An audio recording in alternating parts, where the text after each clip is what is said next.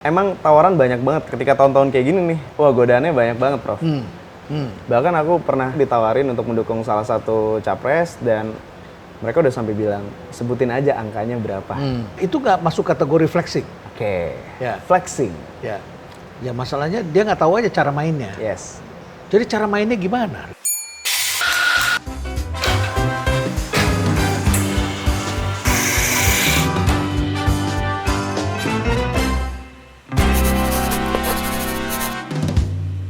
Selamat datang di Cafe Breezy, Arif Muhammad. Terima kasih sudah mengundang sini, Prof. Luar biasa anak muda ini. Tempatnya seru banget. Ya, mudah-mudahan senang ya. Kalau senang dengan pohon, suasana hijau, datanglah ke sini. Siap, Prof. Rif, Izin. ceritakan dulu Payakumbuh. Ini restoran yang luar biasa sekali, cepat sekali dan viral di mana-mana. Kawan-kawan saya bilang, ayo ke sana, lihat. Coba kita makan di sana. Rupanya sudah banyak nih pengusaha. Udah cobain? Udah cobain? Saya belum sempat, Nanti tetapi dalam setelah ini waktu dekat bareng saya aku akan ya? ke sana. Ya. Oke. Ya. Cerita sedikit Payakumbuh. Idenya dari mana bisa ke sana? Awalnya itu Payakumbuh itu bulan Juli kemarin Payakumbuh itu ulang tahunnya pertama, Ya. yang ke 1 tahun. Jadi udah 1 tahun. Jadi restoran Minang ini ya. Yes, jadi sebenarnya baru 1 tahun. Nah, emang berangkatnya itu dari, aku kan orang Sumatera Barat.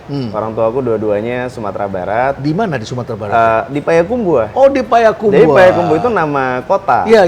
Nama kota di samping Bukit Tinggi. Ya. Mungkin kalau Ya. ada yang nggak tahu. Aku kan punya beberapa bisnis juga. Cuman emang dari dulu, karena aku orang Minang itu pokoknya usahanya kalau nggak jualan kain, jualan emas, rumah makan Padang. Rumah makan Padang. Kan sebenarnya nggak jauh-jauh dari situ Ya. kan. Kalau zaman dulu, Rif, ketika merantau ya, itu ada joke. Di mana ada kaki 5, di situ pasti ada orang Padang. Nah, itu. Jadi emang rumah makan Padang ini salah satu impian lah gitu. Jadi kayak di samping ngerjain yang lain, kayaknya someday pengen punya rumah makan Padang.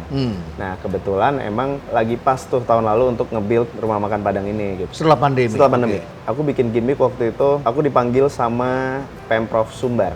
Oh, oke. Jadi ada surat panggilan gitu, panggilan dari Pemprov Sumbar yang resmi gitu, disuruh menghadap ke Pemprov Sumbar. Itu aku upload, nah orang jadi bertanya-tanya tuh, wah kenapa nih ada kasus apa nih yang kita mainin gimmick-gimmick lah waktu itu. Ternyata setelah dipanggil ke sana, aku dijadikan duta nasi Padang oleh Gubernur Sumbar. Duta nasi Padang. Duta nasi Padang. Tapi sebetulnya suka nggak dengan nasi Padang? Orang Padang pasti suka lah. Jangan tanya, Prof. Jangan tanya lah. Itu udah dari lahir sampai sekarang makan nasi Padang makanan mulu. paling enak di Cuman emang dunia. dulu di sosmed aku aku identik, ini bukan hal yang bukan hal yang dibuat untuk campaign itu, tapi emang secara natural dari dulu itu followersku tuh tahu emang aku orangnya nasi Padang banget. Dan selalu ada perdebatan dulu makan nasi Padang itu pakai sendok atau pakai tangan. Terus teman kamu pakai sumpit ya. Nah, yang itu. Nah, jadi akhirnya ketika aku dijadikan duta nasi Padang, terus di-challenge sama Pemprov Sumbar, oke, ini kamu bikin nasi Padang lebih terkenal lagi. Nah, aku menjawab challenge itu dengan aku akan buka rumah makan Padang dan mengusahakan supaya itu ada di mana-mana. Berangkatnya awalnya dari situ. Akhirnya kita bikin tuh campaign macam-macam tuh, yang kalian tim mana makan Padang pakai tangan atau pakai sendok. Oh, enakan pakai tangan. Nah, itu terus tapi itu akhirnya kita bikinnya itu gede banget, kita bikinnya campaign itu. Kita sampai pakai JKT48 di situ, terus teman-teman influencer Jerome Pauline segala macam kita pakai semua. Terus ketika kita grand opening salah satu cabang kita bikin konser pakai Malik The Essentials. Jadi sampai ketika itu orang bilang ini overkill nih. Buat buka rumah makan Padang ini overkill, promonya sampai kayak gitu. Nah, cuman kan kita percaya bisnis itu bisa diterima orang salah satunya karena story-nya kan. Karena story, narasinya. Narasi yang kita bikin gitu. Jadi kita nggak ujuk-ujuk kita bikin produk, tapi kita bikin story yang strong behind the product gitu. Jadi ketika itu udah alurnya udah pas tuh. Aku orang Sumatera Barat, dijadiin duta nasi Padang, di-challenge untuk promoin nasi Padang, bikin restoran Padang, jadi wah macam-macam. Itu bikin sendiri, artinya 100% punya sendiri? Atau kerjasama? Aku ada partner, tapi aku majority. Di Payakumbuh aku majority-nya. Itu yang pertama di mana itu? Cabang pertama itu di BSD di Ciater. Itu cabang BSD, kecil banget. BSD, ya. Itu cabang kecil banget, jadi itu bekas rumah makan Padang juga, tutup, akhirnya kita sewa di situ, itu cabang Kecil pertama. banget tapi story-nya besar banget. itu yang bikin orang, mungkin ketika itu hype-nya dapat karena hal yang nggak biasa ya, karena kan mungkin belum pernah ada brand rumah makan Padang yang bikin campaign seniat itu gitu. Dari situ akhirnya story-nya kebentuk. Di tiap cabang itu kita buka selalu heboh tuh, karena kita selalu peresmiannya undang pejabat, kita bikin konser atau kita bikin campaign apa, dan sampai sekarang ini udah 1 tahun lebih, alhamdulillah di semua cabang kita Ramai. antri Prof.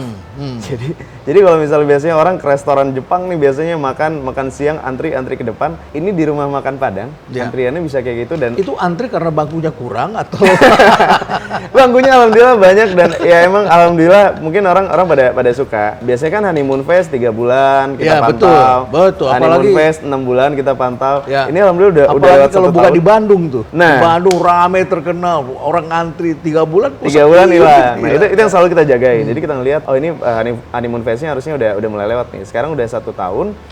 Alhamdulillah masih ramai terus. Memang kalau bikin makanan yang comfort food itu akan abadi ya. Ya. Beda dengan fancy food. Yes. Jadi kalau kita bikin spaghetti, ya orang suka, beberapa orang, tapi bukan sesuatu yang dicari orang begitu ya. Aku udah pernah coba beberapa soalnya kan. Ya. F&B aku coba beberapa, sampai akhirnya aku dapat kesimpulan kalau kita baru mau mulai bisnis, kita kan selalu pengen yang terlihat fancy lah, pengen kayak yang pengen beda, pengen ini, pengen ikutin hype segala macem. Ternyata kita lupa yang orang cari itu justru comfort food yang terlihat tidak menarik gitu. Warteg, rumah makan Padang, justru yang comfort food yang kayak gitu yang marketnya paling gede gitu kan. Apa menu unggulannya di sana? Kalau kita tuh dendeng batoko. Oh, dendeng batoko. Dendeng batoko. Oke. Dengan Terus cabai merahnya itu ya. ada cabai merah, ada cabai hijau. Oke. Ikan salai. Oh, ikan salai. Oke. Ini ikan salai ini nggak banyak nih, mungkin bisa dihitung jari rumah makan Padang di Jawa yang jualan nggak banyak, ikan salai. nggak banyak, Iya. Sama ini telur barendo. Oh. Talua barendo. Jadi justru menu paling laku di Payakumbuh itu telur barendo, karena mereka makan lauk apapun pasti pesan telurnya itu. Ya baik, jadi Duta Nasi Padang kemudian membuka restoran Padang dan sekarang sudah menjadi berapa? 8? 10? Yang udah buka 8 cabang, tapi yang dalam proses renovasi sekarang kita yang akan buka coming soon 4 cabang. Latar belakang Arif apa? Kuliner? Bukan? Sekolahnya saya dengar di Fakultas Hukum. Iya. Sekolah di Fakultas Hukum itu panggilan atau karena disuruh? Emang dulu pengen. Pengen? Karena pengen jadi lawyer? Pengen jadi jaksa? lawyer. Oh, pengen jadi lawyer. Oke. Dulu kan aku tuh dari daerah, Prof. Ya. Aku dari SMA-nya? Batam. Oh, di Batam. Dari lahir sampai SMA itu di Batam. Ya, ya. Berarti di sana oleh-olehnya cake pisang. Cake pisang. Cake pisang di Batam. Ya, itu baru-baru aja sih, tapi Ya. oleh-olehnya cake pisang. Ya. Ibuku guru SD, papaku pegawai swasta biasa aja. Dari dulu kenapa ya? Dulu kan kita di daerah, kita nonton TV, ngelihat lawyer-lawyer itu kayaknya keren banget gitu. Kita dulu ngelihat Juan Felix Tampu Bolon. Wow, oke. Hotman Paris sebelum main Instagram. Hotman Paris yang zaman dulu tuh. Wah, segala macam lah kita. Hebat kita lihat bagaimana argue mereka. Ya. Dan apa ya, kayaknya keren gitu. Akhirnya dari situ, oh pengen nih kayaknya jadi lawyer nih. Akhirnya coba masuklah ke Trisakti. Awalnya dari situ. Mau sendiri. Mau sendiri, bukan paksaan. Tetapi setelah selesai kenapa nggak jadi lawyer? Nah, namanya hidup ya, Prof. Ya. Jadi ketika itu kan aku ngerantau kan, ngerantau ke Jakarta, nggak punya keluarga sama sekali di Jakarta. Satu-satunya circle ketika itu ya cuma teman-teman kosan doang, dan teman-teman kosan anak-anak rantau juga gitu. Nggak punya teman lagi gitu. Ya, dianggapnya Cooper lah sama anak Jakarta. Akhirnya kita mainnya sesama anak rantau segala macam. Nah, jadi pada suatu hari waktu itu Twitter baru mau mulai booming, terus aku bikin akun Twitter tuh yang namanya Pocong. Yang G-nya ada berapa? Yang G-nya ada 3. Ada 3 G-nya. Itu tuh sebenarnya iseng doang, jadi kayak lagi di kosan nih sama teman kosan lagi bikin Twitter lucu-lucuan gitu.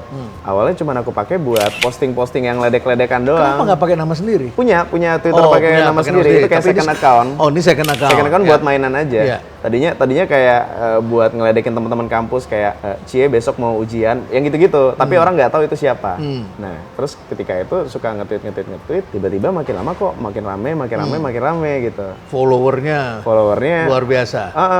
Tapi naiknya nggak langsung banyak sih. Ketika itu naiknya pelan sampai tiba-tiba banyak. Bahkan ketika itu sebutan seleb tweet itu belum ada. Baru ada cool tweet ya? Cool tweet. Ya. Cool tweet zaman dulu. Udah akhirnya kita main. Awal pertama ramenya itu di Twitter aku. Nah, jadi ketika sampai berapa juta followernya? 5 juta sampai lebih di 5 Twitter. juta. Terus aku bikin blog kan.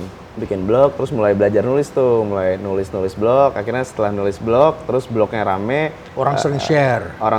Akhirnya aku bikin buku. Ya. Terus bikin bukunya waktu itu bestseller. Ketemulah dengan Raditya Dika. Ketemu Raditya Dika. Nah, ketemu Raditya Dika, banyak sharing lah sama Radit. Terus akhirnya karena bukunya waktu itu rame, bukunya itu difilmkan. Dari situ mulai kebuka banyak networking dan kesempatannya awalnya dari situ sih. Oh, dari situ. Oke, terus kemudian dari situ mulai berbisnis? Nah, itu kan tahun main Twitter itu dari 2009. Ketika tahun 2014, aku ingat ini ada hubungannya sama politik nih. Waktu itu pertama kali Pilpres yang Jokowi itu tahun berapa, Prof? 2014 ya. 2014. Dia terpilih 2014. Ketika tahun 2013, itu kan udah mulai tahun politik kayak sekarang nih. Ya. Dulu itu Twitter itu menyenangkan sekali, Prof. Kita di situ bisa bercandaan, orang nggak ada yang tersinggung, nggak gampang tersinggung. Kita bisa, begitu masuk politik, wah. Tiba-tiba 2013 tuh masuk politik, buzzer-buzzer mulai masuk segala macam. Suasananya jadi nggak menyenangkan lagi. Kita ngomong apa aja, ada yang kesenggol. Kita ngomong apa aja salah. Kita jokes apa, jadi rame segala macam. Gitu. Sangat menyebalkan. Nah, gara-gara itu akhirnya banyak seleb tweet ketika itu, artis-artis seleb tweet stop main Twitter. Ketika Twitter udah mulai sepi, yang tadinya aku ada penghasilan dari Twitter ya tweet berbayar segala macam, itu drop total, nggak ada sama sekali. Sampai ketika tahun 2014 itu aku pernah 6 bulan lebih penghasilannya 0 rupiah, Prof. Tidak mempunyai pendapatan dari situ? Tidak mempunyai pendapatan. Oke. Padahal sebelumnya udah gaya-gayaan tuh telepon orang tua kan kayak, udah nggak usah dikirimin uang jajan lagi gitu. Jadi kita kan masih anak kuliah waktu itu kan. Ketika nggak ada penghasilan lagi, pertama kali aku mulai usaha itu sebenarnya bukan diniatin, lebih ke kepepet aja, Prof. Karena tidak punya pendapatan itu. Mencoba bertahan hidup. Mencoba bertahan hidup. Begitu parahnya ya? Iya, karena waktu itu aku baru gegayaan ambil KPR rumah waktu itu. Oke. KPR-nya baru jalan Sudah 1 punya tahun. kewajiban. Udah punya kewajiban, penghasilan nggak ada, tapi cicilan ada segala macam. Wah, waktu itu muter otak, sempat hampir jualan pulsa. Sempat hampir waktu itu buka jualan oseng mercon gitu, pinggir jalan. Oseng mercon? Belum dibuka ya, hampir. Tapi ketika waktu itu mau jualan pulsa, aku selalu mikir nggak bisa nih jualan pulsa kayak biasa. Ini harus jadi distributor pulsa. Jadi akhirnya aku cari tahu tuh ini bisa belajar sama siapa ya biar bisa jadi distributor pulsa. Cari gitu. mentornya siapa? Cari mentornya siapa? Mentor bisnis. Sekaligus yang bisa menyediakan. Yes. Akhirnya aku ke Jawa, ke Kebumen waktu itu 3 hari. Pelajarin tentang pulsa segala macam. Nah setelah selesai itu nggak sengaja ke Jogja. Ini awal mula bisnis F&B nih. Kelar yang belajar tentang pulsa. Udah deh, coba ke Jogja dulu deh, refreshing. Waktu itu udah ini banget kan. Malioboro segala macam. Nah akhirnya ngelihat di situ F&B-nya kan rame tuh di pinggir jalan. Rame. Karena Street food semua. Ya. Aku waktu itu sisa uang 30 juta, Prof. Oh lumayan dong. Ya buat, tapi kan buat 30 juta nggak bisa buka restoran, nggak bisa buka kafe. Akhirnya pilihan terbaik ketika itu adalah street food. Gerobakan di pinggir jalan itu udah best choice ketika itu. Dorong sendiri? Nggak dorong waktu itu emang udah sewa depan di trotoar gitu. Akhirnya waktu itu aku buka sate Jepang, Yakitori. Ini Opa Yakitori. Opa ini pertama kali kita mulai tahun berapa, Bob? Udah 1,5 tahun lah ya. Modal 7 juta bikin gerobak dan segala macam total nggak nyampe 20 juta lah modalnya. Cuman kan problemnya aku nggak bisa masak. Nggak ada dan nggak punya passion juga untuk masak. Jadi tapi tahu makanan enak nggak? Tahu makanan enak. Nah, dan tahu cara negosiasi sama orang. Jadi mungkin karena suka ngobrol kali ya. Jadi aku pikir daripada aku ngabisin waktu lagi dari awal develop belajar masak, kenapa nggak aku cari aja hidden gem, cari orang yang emang enak, yang punya usaha, partneran aja. Bukan dulu bajak ya, partneran. Akhirnya dulu kepikirannya kayak gitu. Nah, singkat cerita, ada satu orang yang jualan yakitori di Bintaro waktu itu. Dia selalu rame tempatnya dia, tapi emang dia udah 7 tahun jualan di situ, tapi nggak ada perkembangan lah. Dia cuma di 1 cabang. Ya udah akhirnya aku negosiasi, akhirnya berpartner lah sama abang-abang itu. Cara berpartnernya seperti apa? Sesimpel abang produksiin saya sate aja, saya yang jualan, udah that's it. Yang bakar kita? Iya, yang bakar aku waktu itu sama tim. Pokoknya intinya udah jadi, rasa udah urusannya dia. Yes, bumbu dia yang bikin, sate dia yang tusukin segala macam. Pokoknya aku tinggal jualan doang. Jadi aku persimpel nih, daripada develop dari nol. Ya udah kita cari aja orang yang emang udah settle di situ. Pokoknya kita ambil barang dari dia. Itu partnership-nya begitu? Yes. Jadi kita beli putus sama dia? Enggak, kita profit sharing. Jadi win-win solution nih. Akhirnya aku buka, terus waktu itu awalnya belum rame. Kita kan nggak punya budget promosi nih. Kita nggak bisa bayar endorse ketika itu kan. Nah, aku manfaatin teman-teman dulu waktu itu yang punya followers segala macam. Berarti packagingnya harus bagus dong? Iya. Terus invite mereka ke gerobak kita. Akhirnya banyak yang posting tuh, Itu di mana? Di jalan apa? Pertama itu cabangnya di Jakarta Barat, di depan SMA 5, di trotoar. Jakarta Barat ya? Di trotoar. Bukan Jakarta Selatan. Biasanya tipe Arif nih Jakarta Selatan biasanya. Cabang ketiganya di Kemang akhirnya. Oh, cabang ketiga di Kemang. Ini kan masih dari awal banget ya. Sewanya mahal di Kemang soalnya. Singkat cerita, Rame satu cabang pertama, aku buka cabang kedua, terus aku buka cabang ketiga, itu rame semua, terus udah lumayan viral. Di cabang ketiga, ketika rame banget, ada orang yang datang pengen bermitra. Aku nggak ngerti.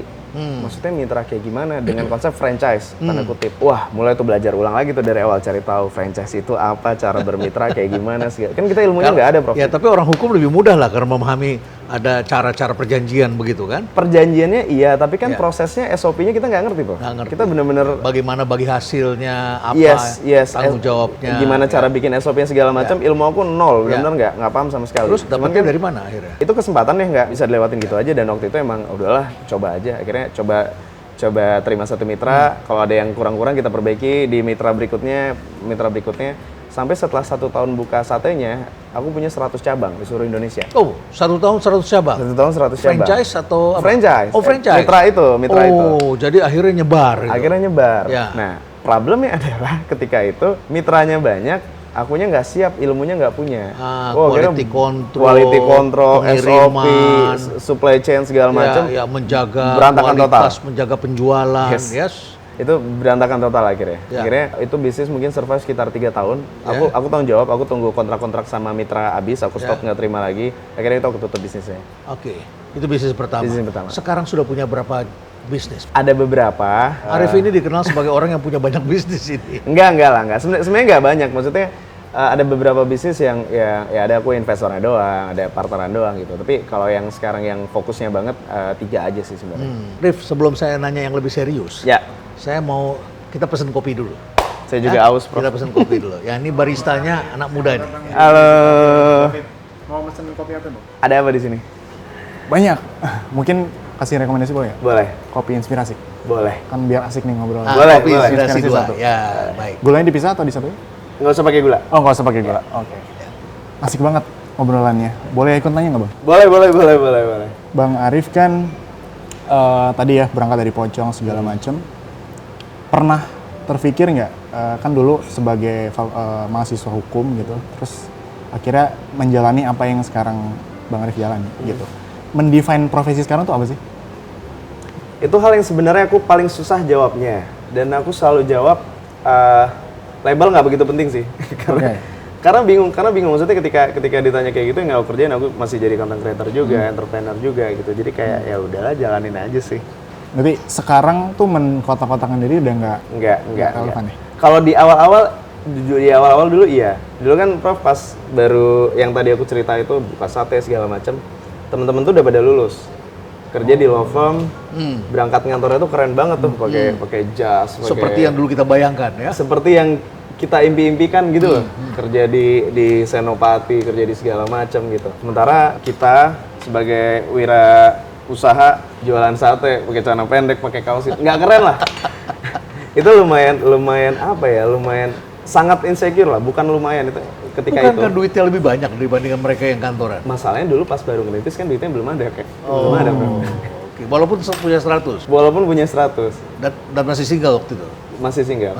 Oke. Maksudnya waktu itu pas-pasan banget lah, Ya, belum berlebih lah. Dan belum melihat ke depan ini seperti Belum. apa Karena itu masih ngerintis banget baru awal-awal. Jadi lumayan ada quarter life crisis juga ketika teman-teman semuanya kayaknya udah pada sukses, kita baru masih kayak gitu.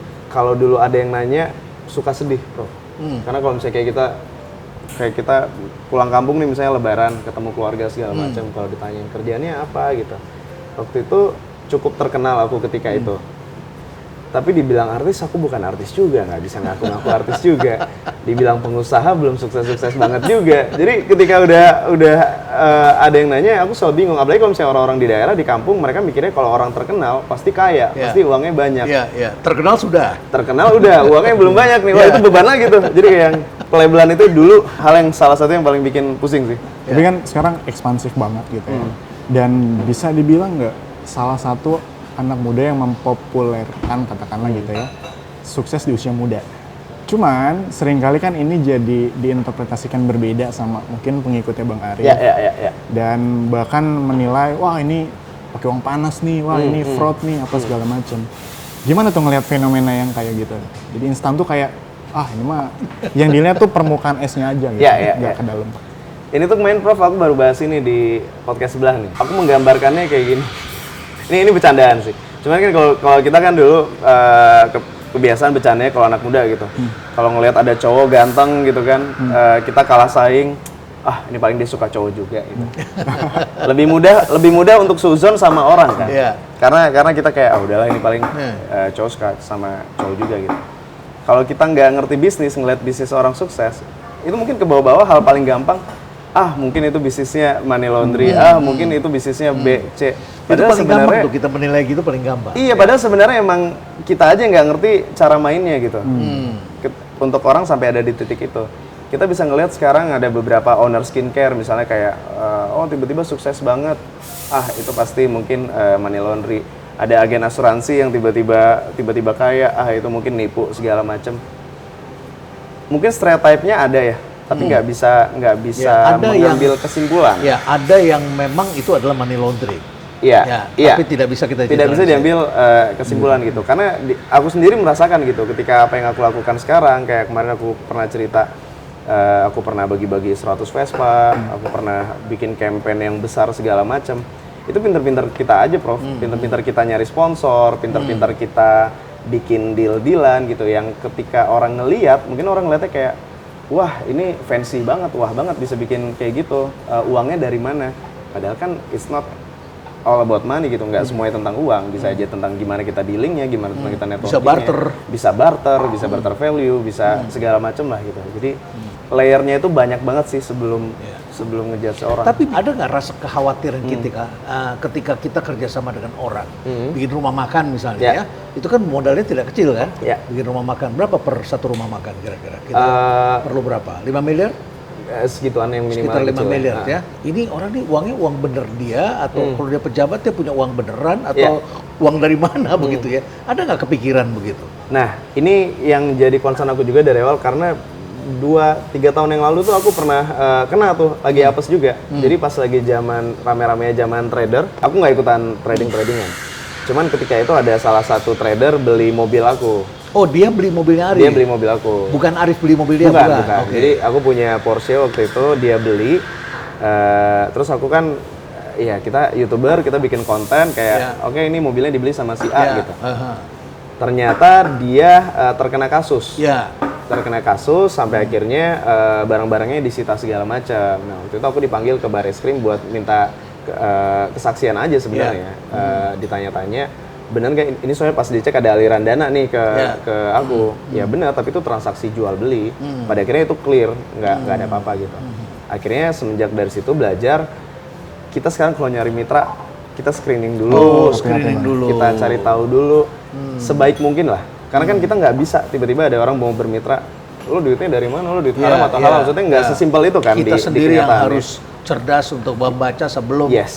Akhirnya kita sekarang mencoba, ini kalau misalnya ada yang mau partneran sama kita, ini legit nggak nih bisnisnya, ini kira-kira bakal aman atau enggak, itu sekarang kita screening. Jangan sampai kita menjadi lebih terkenal.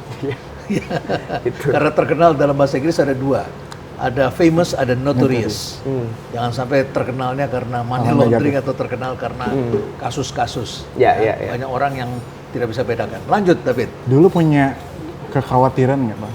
Artinya kan kalau sekarang profesi aja udah banyak nih, artinya pengusaha bikin konten creator Tapi melihat ke masa depan, karena masalah anak-anak sekarang kan kalau dulu kan galau. Sekarang tuh mungkin muncul insecure, overthink, apapun lah istilahnya banyak. Nah, ngalamin momen-momen kayak gitu nggak? Ngalamin dulu. Kebayang misalnya jadi apa ya nanti ke depannya. Ketika tadi ya ceritakan soal jadi teman-teman sudah jadi lawyer. Teman-teman udah jadi lawyer. Masih pakai celana pendek di pinggir jalan. Kebayang. Dan menurut aku itu hal yang pasti akan dilalui oleh banyak orang. Dan itu hal yang sangat wajar karena manusiawi banget kalau misalnya kita ngeliat teman-teman kita sukses dan kita ngerasa kita ngerasa insecure, itu sangat manusiawi. Cuman mungkin pilihan juga apakah kita mau jadi orang yang akhirnya iri doang atau jadi orang yang pengen fight, gue juga mesti bisa kayak gitu. Itu pilihan kita aja. Silakan dinikmati dulu, Bang, fotonya. Thank you. Wah, enak nih. Terakhir, Bang, sebelum nyiapin pesanan lain. Tantangan jadi content creator atau pelaku ekonomi kreatif lah hari ini ya.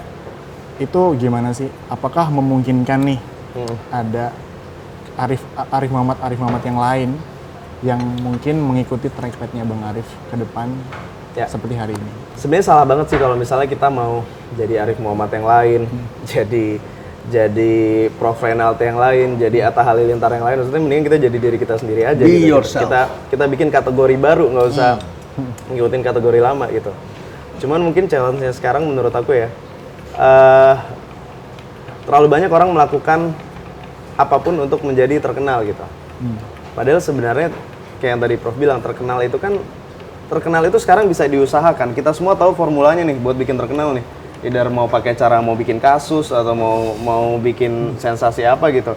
Terkenal itu sekarang sangat bisa diusahakan gitu. Cuman pertanyaannya adalah kita mau terkenal, kita mau dikenal orang sebagai apa? Apakah kita mau dikenal yang baik atau kita dikenal karena sensasi atau karena kasus tadi gitu. Nah mungkin banyak sekarang kalau misalnya aku lihat anak-anak yang yang baru-baru mungkin di TikTok, di mana, mereka baru sampai kepikiran udahlah ntar aja yang penting terkenal dulu, nanti dipikirin gimana gitu. Padahal sebenarnya kalau misalnya nanti diterusin, terkenalnya nggak jadi apa-apa juga. Nggak sustain, nggak ada brand yang mau ngajak kerja sama juga. Kalau misalnya emang image-nya nggak bagus, nggak ada orang yang mau networking sama dia juga. Kalau attitude-nya nggak bagus gitu, jadi pada akhirnya ya nggak jadi apa-apa dan lewat gitu aja. Oke deh, Pak, silakan Ya, lanjut. terima kasih Bang Arif, David. thank you Ya. insight-nya. Terima kasih. Selamat menikmati. Percakapan sesama anak muda itu. Ya. Oke, Rif, di usia muda sudah punya banyak bisnis, walaupun Arif bilang mengatakan nggak banyak juga, tapi nggak banyak aja banyak bagi saya. Saya seusia gitu paling-paling nimbang-nimbang jadi nggak begitu ya. Tapi paling nggak ada beberapa. Coba saya tanyakan sama Arif. Pernah di bisnis fashion? Pernah. Apa itu fashion? Pernah dan masih ada. Masih ada? Masih apa ada. Bikin apa? Aku ada Bilones Project namanya. Oke. Terus waktu itu yang rame itu yang Prep Studio. Dan itu masih bagus sampai sekarang? Masih. Masih bagus, oke. Fashion sudah. Fashion Kuliner ada. tentu sudah. Kuliner Bahkan ya. puncaknya sekarang adalah rumah makan Payakumbuh ini ya. Kemudian yang ketiga Dewa Motor. Dewa Motor. Itu masih? Masih itu baru. Baru. Dan ekspektasinya akan jadi apa nanti? kita akan ada di mana-mana. Akan ada di mana-mana. Karena itu kalau di makanan mungkin sama kayak comfort food ya. Jadi kita bukan buka bengkel modifikasi, kita sesimpel buka bengkel untuk ganti ban dan ganti oli. Oh, yang demand-nya besar. Dan demand-nya besar. Jadi kayak fast food tuh. Itu orang masuk ganti oli cuma 15 menit keluar beres. Kemudian juga ada bakso aci. Bakso aci Akang. Ya, itu masih juga. Masih. Sudah berapa banyak itu? Sekarang itu ada 137 cabang. Di seluruh Indonesia? Di seluruh Indonesia. Kemudian kos-kosan, masih? Masih ada. Ini nggak mau kalah sama Pak Bolot, Pak Haji Bolot ini. Aduh. Kos-kosannya banyak ini. Tadi itu kos-kosan sebenarnya bisnis sebelum pandemi. Tadinya aku mau udahlah invest kosan-kosan, ternyata setelah pandemi kita stop. Oh, setelah pandemi di stop? Iya, karena ketika itu kan kita punya kosan, Prof. Pas pandemi anak-anak kuliahan kan nggak pada kuliah, waktu itu 2 tahun sempat. Saya kira waktu itu kita nggak ekspansi dulu lah yang ekspansi. Oke. Dari yang disebutkan juga ada yang gagal nggak? Banyak yang gagal mah. Banyak tuh berapa banyak? Ya under 5 lah, under 5. Apa evaluasinya dari 5 yang gagal? Atau 5 tidak diteruskan lah? Mostly evaluasi aku adalah pemilihan partner. Pemilihan partner, tadi sudah ya, seperti tadi yang ketika belum berpengalaman. Ya. Tapi setelah berpengalaman itu ternyata sangat penting sekali. Sangat penting. Tapi justru itu yang awal-awal makanya. Brand aku yang menurut aku gagal itu brand awal-awal yang aku masih belum ngerti bisnis, akhirnya mencoba berpartner, ketemu orang macam-macam. Dari situ akhirnya kenal sama banyak tipe orang lah. Apalagi? Quality control. Quality control? Ya, karena ketika kita punya bisnis dan berkembang, 1 cabang dan 10 cabang treatmentnya udah beda. Jadi quality control lumayan susah ngejaganya. Terakhir mungkin SOP. Terkait dengan sistem, baik. Oke, timing, waktu yang tepat? Aku percaya timing itu, hype itu bisa dibikin sendiri. Bisa dibikin sendiri. Karena kalau misalnya kita nunggu momen, bakal lama dan susah ketemunya sih. Karena selama ini juga rata-rata bisnis yang aku bikin, momennya kita ciptain sendiri. Rif, juga menarik karena Arif juga mengkoleksi mobil-mobil mewah. Betul ya? Nggak mewah lah. Nggak mewah. Koleksi mobil aja. Koleksi mobil. Koleksi mobil aja. Jadi mobil yang dipajang-pajang itu termasuk nggak mewah ya? Ya, koleksi mobil aja lah. Banyak yang lebih mewah lah punya orang lain. Iya. Oke. Itu nggak masuk kategori flexing? Oke. Flexing. Atau itu memang bagian dari marketing? Bisa iya dan enggak sih, Bro. kalau misalnya orang yang nggak kenal dan baru tahu aku, mungkin Ya. terlihat seperti flexing. Ya. Tapi kalau misalnya orang yang udah ngikutin aku dari lama, pasti mereka tidak bilang itu flexing. Ya. Karena aku sudah melakukan itu dari dulu banget, pas mobilku mobil butut banget. Ya. Mobil butut aja aku posting gitu loh, dari zaman dulu. Jadi yang aku posting itu justru bukan mobil mewah, Ya. dari mobil butut. Terus mereka ikutin perjalanan, akhirnya bisa beli mobil yang lebih bagus dikit. Ya. Akhirnya aku ganti mobil yang lebih bagus dikit, lebih bagus lagi gitu. Kalau misalnya Prof cek nih, kalau misalnya aku posting mobil, coba deh Prof lihat, ada nggak yang negatif, yang marah-marah segala macam? Hampir nggak ada, karena apa ya, pendekatan yang aku bikin itu, ini bukan nunjukin gue sekarang bisa beli apa, tapi ini pengen nunjukin kayak, gila ya, lihat tuh dulu kita bareng-bareng tuh dulu dari mulai zaman susah, sekarang akhirnya bisa nih sampai ada di titik Dan ini. itu pun dibeli dengan uang sendiri, Iya, bukan dengan uangnya orang lain. yes, Ya. proses itu yang aku tunjukin kayak, ya kita sama aja dulu, sama-sama anak kosan, sama-sama anak rantau. Aku bisa kayak gini, semuanya bisa gitu. Kemudian ketika kita bicara tentang money laundering, Ya. Arif juga tadi juga mengatakan, ya masalahnya dia nggak tahu aja cara mainnya, Yes. begitu. Jadi cara mainnya gimana, Arif? Nggak tahu. Aku nggak tahu. Sebenarnya yang ketika isu money laundry itu yang kena bukan aku sebenarnya. Jadi aku berpartner sama salah satu orang dan akhirnya orang itu diisukan money laundry. Jadi aku waktu itu kebawa-bawa, oh ini Arif udah mulai ikutan main sama orang-orang itu gitu. Jadi sebenarnya ketika itu yang ditunjuk bukan aku sebenarnya. Bukannya Arif lah pokoknya ya. Tapi barangkali ada kan yang bisa kita ajarin kepada orang. Bahwa kita mempunyai rumah makan banyak, usaha beberapa lah, tumbuh lah. Seusia muda ini kan tentu satu yang patut kita syukuri. Ada lessons learned-nya, tadi sudah disebutkan. Artinya kita pilihlah orang, screening. Nanya-nanya begitu kan nggak enak. Ya kan, ketika datang, Bapak kerja di mana? Saya jaksa. Aduh, udah langsung kita mikir, pening kepala kita. Ini uangnya boleh apa enggak? Jangan sampai nanti Bapak kena, saya yang kena, kan begitu kan? Saya pejabat eselon 1 di kementerian ini, begitu, kena. Ya padahal barangkali dia orang baik, barangkali ya. Berarti kita screening dulu kan, kita screening latar belakangnya, dia seperti apa. Ada nggak sih wawancara sama mereka? Mungkin bentuknya bukan wawancara ya, ngobrol dan ketika udah di titik ini, siapapun yang kita temuin kan pasti ada networking yang bersinggungan lah. Ya kayak misalnya kenal sama teman kita yang A, teman B, kita bisa ngobrol, bisa nanya sih. Lebih ke situ sih. Jadi kita mitigasi ya, kita resiko tuh kita timbang-timbang.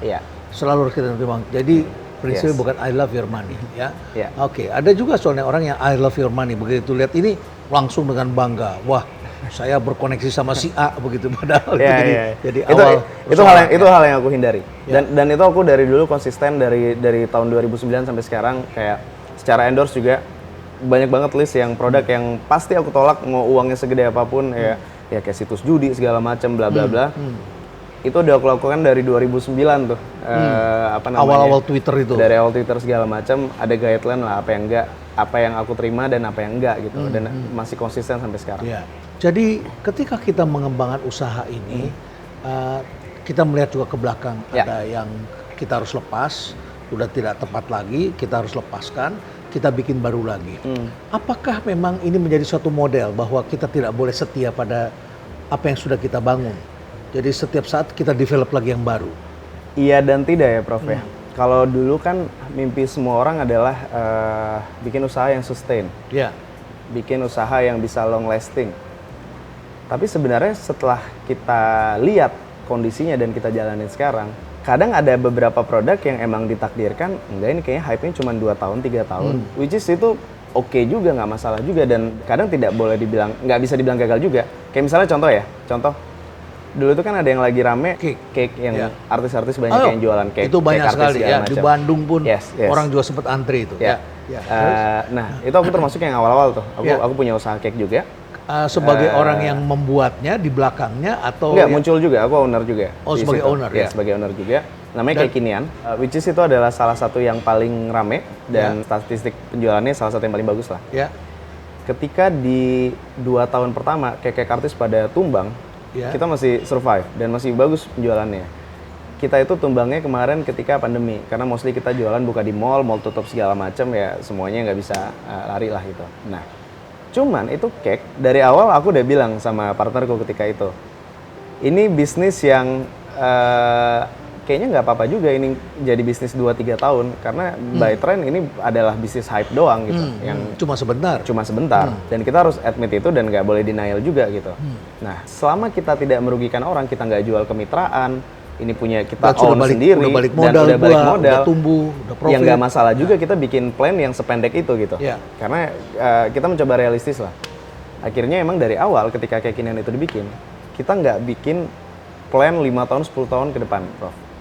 Kita bikin plan 2-3 tahun aja, kita maksimalin gimana caranya kita maksimalin bisnis ini selama 2-3 tahun, dan itu very works. Bisnisnya laku banget, dan balik modalnya itu mungkin hari pertama buka itu langsung balik modal, karena itu hype banget ketika itu. Dan akhirnya ketika tutup, banyak orang bilang, oh ini gagal, ini bisnisnya tutup di tahun keempat, segala macam. Padahal memang sudah cukup di situ. Patokan gagalnya itu sebenarnya apa juga gitu kan. Bisnisnya udah balik modal, kita doing well, kita tidak merugikan siapapun, nggak ada mitra ketika itu dan lain-lain. Jadi menurut aku agak bias sih sebenarnya. Kalau ini dalam marketing disebut product life cycle, dan memang ada life cycle, siklusnya memang yang pendek ya. Yang sudah diperkirakan kalau cake-nya panjang, cuman cake art di sini memang pendek. Ditambah lagi di situ ada hantaman badai pandemi. Cuman emang ketika aku jalanin Payakumbuh, ini beda. Ini totally different. Ini memang ini legacy, panggilan darah daging. Ini legacy karena by data juga rata-rata rumah makan Padang itu umurnya 40 tahun, 60 tahun, 80 tahun dan bergenerasi bahkan. Dan itu udah sampai turun dari kakeknya ke anaknya ke cucunya gitu. Jadi Payakumbuh ini totally different, dan kita nge-build Payakumbuh ini bukan untuk bisnis 2 tahun 3 tahun. Kita nge-build Payakumbuh ini untuk diturunin ke anak cucu kita. Makanya tadi ketika Prof nanya, ownership-nya Payakumbuh aku majority di situ, dan itu akan aku coba pertahankan lah karena ini bisnis yang mau kita turun-temurunkan. Tapi begini, Rev, saya pernah mewawancarai atau bicara dengan seorang anak muda yang sukses dan bahkan di-endorse oleh Alibaba. Dalam hari jomblo sedunia itu, Singles Day. Dalam Singles Day, dan kemudian dia jual penjualan yang terlaris terbesar. Atau apa yang dijual? Kerupuk. Orang Indonesia. Mereknya Papa Tom. Dan itu besar sekali penjualannya. Lalu saya tanya, apa kiatnya? Dan dia katakan kepada saya, jangan terlalu setia pada produk, karena produk bisa berakhir katanya. Jadi kalau kamu bikin terlalu cinta pada kerupuk, sampai mati kamu bikinnya kerupuk aja. Padahal itu ada banyak sekali. Kalau saya lihat tadi yang sudah dikembangkan, kayaknya kecintaan itu ya pada yang lainnya bukan satu kecintaan pada produk, kecuali yang Payakumbuh tadi. Aku setuju dengan dia, tapi tidak dengan Payakumbuh. jadi emang legacy. Jadi emang beda nih. Ini ibaratnya apa ya? Mungkin kita tahu dulu kalau ada orang-orang yang punya bisnis yang saking cintanya udah nggak peduli ini mau profit mau nggak, ini tetap akan dijalanin gitu. Nah mungkin itu salah satunya terjadi kalau di Payakumbuh ini sih. Di Payakumbuh. Terakhir mengenai politik ya. Sebagai seorang yang aktif sebagai pembuat konten, apakah juga seperti yang lain?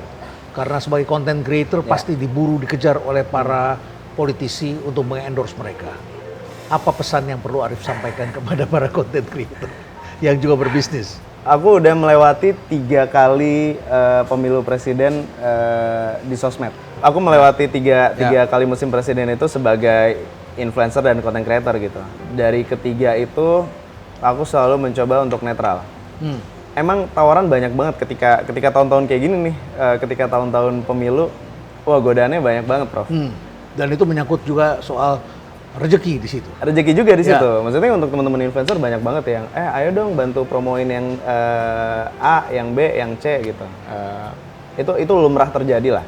Bahkan aku pernah di tahun lalu itu aku ditawarin untuk mendukung salah satu capres, dan udah aku tolak karena emang track record-nya aku nggak pernah mau ikutan di pemilu kampanye.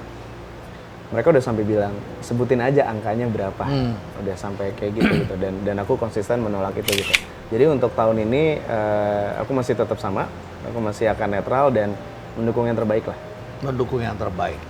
Dan sikap seperti itulah yang baiknya kita lakukan ya. Baik, Rif, Anda sudah melewati satu fase, pernah menjadi suatu legend di orang-orang Minang di Jakarta. Ya, kalau orang Minang merantau itu di Jakarta karena anak laki-laki harus keluar dari rumah. Yes. Ya, karena membantu keluarga, Iya. yang menjadi paman yang menolong keluarga, ya kaum perempuan di sana yang kita tanggung. Dan ketika di Jakarta banyak yang sukses dan banyak yang berpikir jadi pengusaha itu sukses, pulang kampung ditanya sama saudara-saudaranya, apa kerjanya? Dia bilang, pokoknya gampang lah. Kaki bergoyang-goyang, tangan berkipe-kipe. Piti masuk, piti masuk, joknya begitu ya. Uang masuk katanya. Wah ini direktur dia pikir. Nggak taunya kalau pagi dia jadi tukang jahit, karena kakinya goyang-goyang gitu ya, jahit. Dulu kan begitu kan kalau jahit ya. Kalau malam hari dia jadi tukang sate seperti tadi, tangannya berkipas-kipas dan uang masuk. Pikir direktur, ternyata kita masih di kaki lima untuk jualan. Dan ternyata akhirnya sebesar ini dan tumbuh gitu ya. Kita doakan semakin banyak pengusaha tangguh, anak-anak muda jangan takut. Amin. Ya, walaupun ada rasa insecure, jadikan insecurity itu adalah suatu energi untuk kita tumbuh.